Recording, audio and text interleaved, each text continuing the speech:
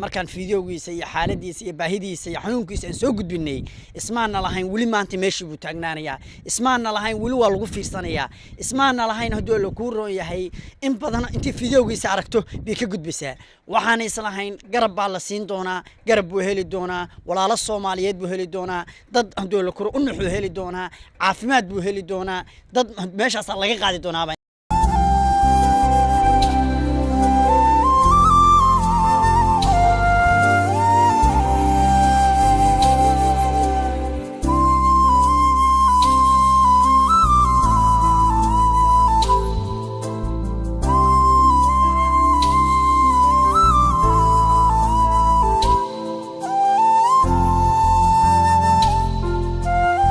leeyahay ummadda islaamka ee Soomaaliyeed markay joogaan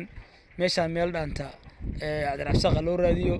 meeshaan meel dakhal la joogi kar maaha qofkii hal daqiiqo taagnaada waa asmiya bismillaahir rahmaanir rahiim saaka waxaan joognaa markale kulub waxaan la joognaa Cabdirasaaq Jaamac waa ninka xanuunsanaa saaka meesha aan ka soo saarnay meesha ugu tagnay meel ilaahay xalkeed og yahay weeye horaan idinku sheegnay anu waxaan rabaa inaan laba kalmood kaliya ku soo koobo Abwangeesi iyo Canagelba iga dambeyn doona lacag $300 waxa igu soo dhiibay dhalinyaro rag iyo dumar isugu jira oo jooga dalka Mareykanka oo ugu horeeyo Daahir Yuusuf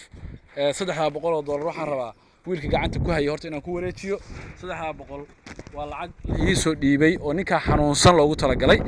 qof konton buu baxshay qof kale konton buu baxshay laba qofna min 100 bay bixiyeen Daahir baan lacagta ila soo hadlay ugu soo aadiyay Daahir Yuusuf khayr iyo ajri ihsan Allah ka siiyo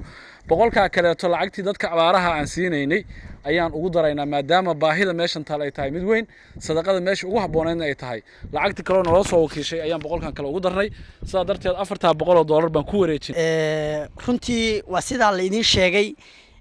hadda ka hor halkan baan aniga Farxaan iyo Saciid Nadaara iyo Tahliil waxay ahayd markaan u nimay Cabdirasaaq handul koro ku magac dheer ilka Maroq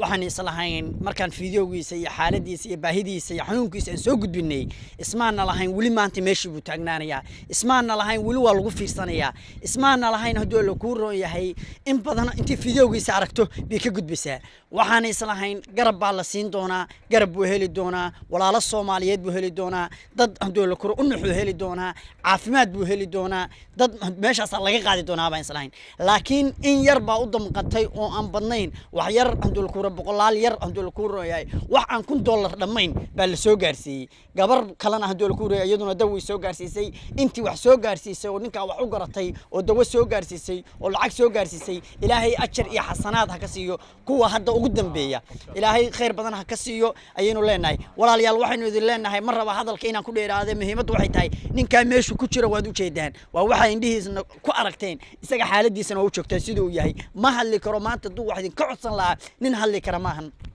inaga afwa inagana wax soo gudbinayna waxaan idin ka codsananaa sidaan idin kugu soo gudbinay inta ka damqataan hal qof baa ninkaas dool ku caafimaadkiisa ka faal qaadi kare inaynu meesha ka qaadno oo inuu garab siino oo xaaladiisa la tacaalayeen ka codsanaynaa waxaan u leenahay in isku damqano waxa weeye meesha kala soo xiriiraysan wiilkiisa oo halkan dool ku nala jooga baan fiidiyoo lambarkiisa ku soo qori doonaa kala soo xiriiri doontaan ninka aan u naxano meeshan aan ka qaadnay ayaa idin leenahay ninka miskiinka la soo caawiyo caafimaadkiisa ninka wuxuu u baahan yahay meesha kuma noolaan karo inaan meel shifaa geeyno dhakhtarkii neerfaha la soo xiri loo keeno daawadiisa caafimaadka laga shaqeeyo ilaahay waxaan ka rajaynayaa intii soo caawisana aakhiriya adduun bay badar ka khayr ba ilaahay inuu siiyo.